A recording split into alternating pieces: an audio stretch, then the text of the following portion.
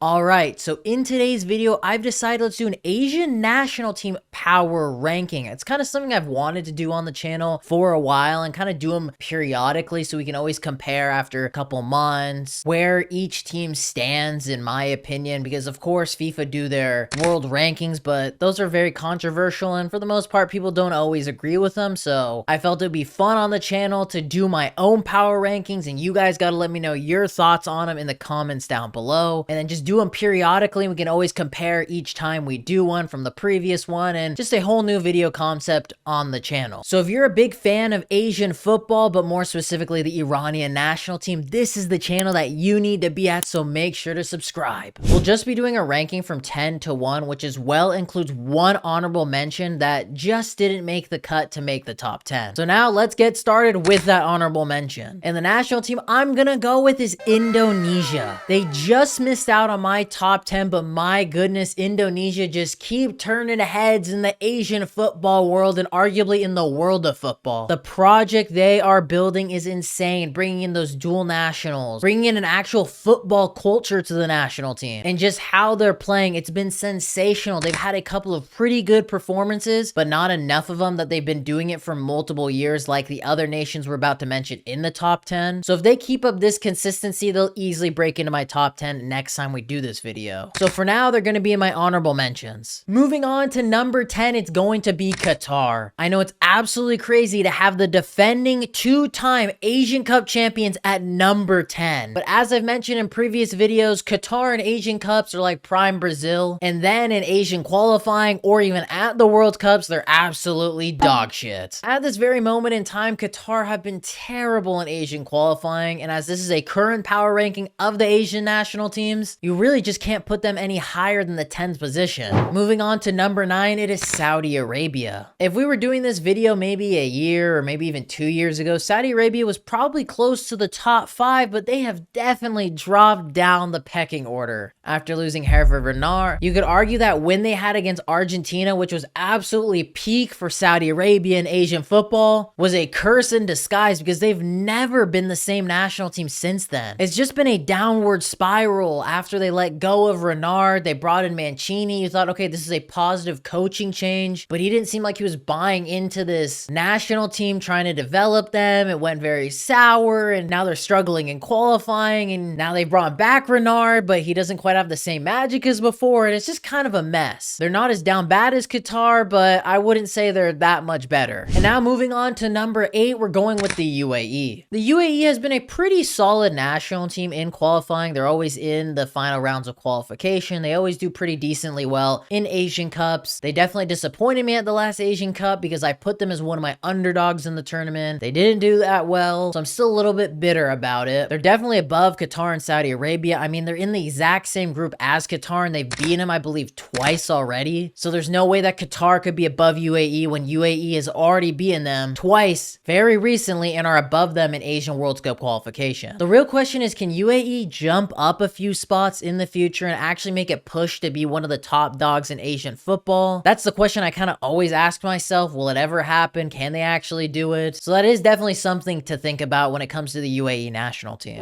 Next up in 7th place, we're going with Iraq. Even though I'm supposed to hate the Iraqi national team because I'm an Iranian national team fan, I am a big fan of what's been going on with their development, how much they're improving, and I am excited for them to qualify for this World Cup. I said it in my World Cup qualification predictions. I'm super confident that they were going to get out of this group, get automatic qualification for the World Cup, but I have nothing but praise for the Iraqi national team. The issue is, are they one of those upper echelon Asian football national teams? I don't think quite yet. They're still very inconsistent. They had some like decent showings in the Asian Cup, obviously beating Japan in the group stage, but outside of that Japan win, I think they were good, but nothing crazy. Like none of their matches outside of the Japan match really stood out. They folded in the match against Jordan, which kind of put a damper on things. They've been pretty decent in qualifying. Granted, I think their group is pretty straightforward. I know I had high expectations for them. I expected them to be kind of in this position that they're already in and being able to compete and beat the bigger nations in Asia. And that's where I think we would see Iraq jump into those higher places in my power ranking.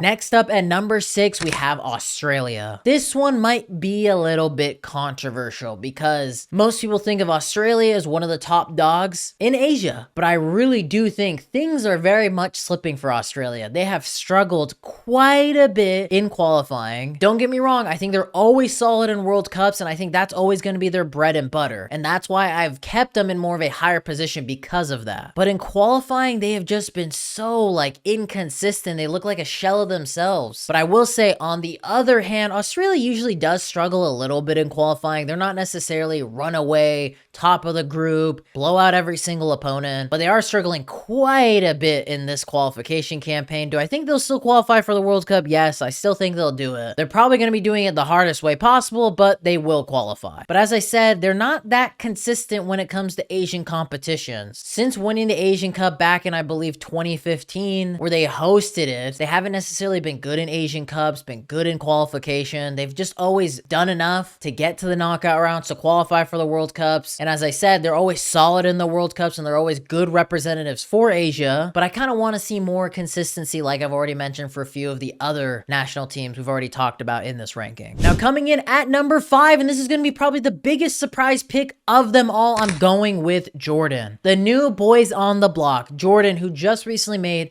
the Asian Cup final, I would argue is one of, if not the Asian national team on the rise. I still think there's one more national team, and they might be the next team that is mentioned at the number 4 spot. But Jordan have been so good in qualification. Don't get me wrong, not blowing teams out or anything like that, but they're definitely building on that success in the Asian Cup, making the final. Yes, they weren't able to win it, but they haven't put their heads down and been sulking about it. They are letting that train continue, and they're on the rise. Jordan could be a national team that breaks in to one of those top dogs for Asian football. So for now, I'm going to stick him at the number 5 spot. And if they can keep this up and then as well get some big performances against the big national teams, they could be breaking into the top 4 in my opinion. Then coming up at 4th, I'm going to go with Uzbekistan. I've said this numerous times on the channel. I'm a big fan of what Uzbekistan is doing. Honestly, I might be low-key jealous because I wish the Iranian national team could be doing some of the stuff that the Uzbekistan national team is doing. This federation is on overdrive. I love what they're doing at the national team level, at the youth national team level, doing very well in those youth tournaments, and I think at some point that will all compound into success at the senior national team level. We haven't necessarily seen that fully bud, but we've seen kind of glimpses here and there, and I do think it will come to fruition for this national team. They will most likely qualify for the World Cup. I think it has been shaky waters for them. I just think they can't believe that they are just a few games away, if they can win them, from qualifying for the World Cup. They're in unknown territory at the moment. They've never been in this type of position, and I think they're just a little bit scared. And you can clearly tell in their matches they are playing very pessimistically and somewhat nervous when it comes to closing out games, getting those wins. They are still doing it, and it's not very much top-notch fashion, but they are still getting those wins, and they are most definitely going to qualify automatically for the World Cup. For them to be able to break into this top 3, so to all the Uzbekistan fans watching this, and to maybe the federation for all we know, you got to start beating the top dogs in Asia. Finally getting a win against Iran, beating Japan, beating South Korea, finally getting that monkey off their back and beating those top national teams in Asia. That's when we'll see Uzbekistan break into the top 3. Now moving on to 3rd, I'm going with Iran. In my opinion, I think 2nd and 3rd could flip-flop if you want to put the national team that I'm going to say in 2nd place in 3rd, or if you want to put Iran in 2nd, vice versa, it doesn't really matter. I think that's totally fair, but for me, I'm going to put Iran in 3rd place. We all know my channel basically surrounds the Iranian national team, and you can watch all the plethora of videos where I've talked about the national team, done reviews for many of their qualification matches, and how much I dislike our current national team coach in Amir Qalanoui, where that was actually the most recent video I did where I talked about why I think he might be ruining the Iranian national team, so make sure to go check that out after you finish this video. I'm gonna go with Iran in 3rd. I think what's letting them down is their lack of embedding and developing youth talent into the senior national team, and that relates to why I don't really rate Amir Qalanoui as the head coach, because he's the one who makes these decisions. He's the one who chooses not to play any of the youth players, only wants to play the old veteran players, and I think that's going to hurt Iran in the long term going into the 2026 World Cup, because the squad is very old. I believe I saw a statistic where Iran is the 2nd oldest national team in the world of football, where they're only behind Peru, and they're an absolutely washed national team in South America at the moment. So Iran really need to start playing some of the younger guys. And it's not like they don't have any good young talent. There is a plethora of great Iranians playing in Europe right now, doing really well, that could easily fill in many positions that Iran is lacking quality in compared to the players that they're currently playing, and have a healthy balance of experienced and younger players. But Amir Khalenoui likes to play favorites, wants to play who he wants to play, doesn't want to give any of the youngsters any chances, and I'm totally fed up with him. But now moving on to number 2, I'm going with South Korea. As I said, I think you can easily flip-flop Iran and South Korea's spot for second or third. I think that's totally up to debate and up to your opinion. I think what's holding South Korea back from being at that number 1 spot, being an absolute force in Asian football, similar to what's going on with Iran, is the coaching position for them. Obviously, they had Jurgen Klinsmann, he got fired, and now they're in this kind of coaching limbo at the moment. They have a lot of top-class players, Son, Kim Min-jae, Hwang Yi-chan, and the list goes on. They have that high-end talent that can get them brilliant performances in the biggest stages. The problem is, I just don't think they have a coach that gets the best out of this national team. So until that happens, for now, South Korea is in that second or third place spot, however you want to put it. But for me, I'm putting them in second. Now, moving on to number 1, I think it was very obvious. I think it's a no-brainer. You gotta go with Japan. They are waving that Asian national team flag very high, representing Asia very, very well in World Cups, Asian Cups, qualifiers. Yes, I know they kind of sunk the bed at the last Asian Cup, but that happens. They are the top dogs in the Asian Confederation. For now, anyway. I do think at some point, Japan will lose this crown. Maybe not next year, maybe not in 2 years, maybe not in 5 years, but I do think it is coming. I think the level and the floor for Asian national teams is rising. The bad teams are starting to become decent teams. The decent teams are starting to become better teams. And I think as time goes on, the floor is going to keep on rising, and we might see some of these top Asian national teams start sinking down the ladder. And I really hope that's not the Iranian national team, but it's not really looking good for them if they don't want to start playing younger players. And I mean, is there really much I have to say when it comes to the Japanese national team on why I put them at number 1? I don't think there's really much of an argument here. Overall, they probably have the best squad. They compete very, very well against some of the top national teams around the world. Their performances, their results speak for themselves. I think it's just more of a matter of, can we see them make a deep run in a World Cup? Can we see them win Asian Cups back to back? Which it's so weird to think that Qatar is the national team that is currently doing that, but I have them all the way in 10th. So just kind of adding more to their trophy cabinets and doing it at World Cups. That's the key here for Japan. Can they build on their current success of being able to compete and beat the top national teams, but as well make deep runs and really show themselves to the world? But boys and girls, that's going to be the end of today's video. Let me know your guys' thoughts in the comments down below. Do you guys agree with me? Do you disagree with me? Let me know all your thoughts in the comments. Make sure to smash the like button on today's video, subscribe if you're not subscribed already, and I hope you'll have a lovely day.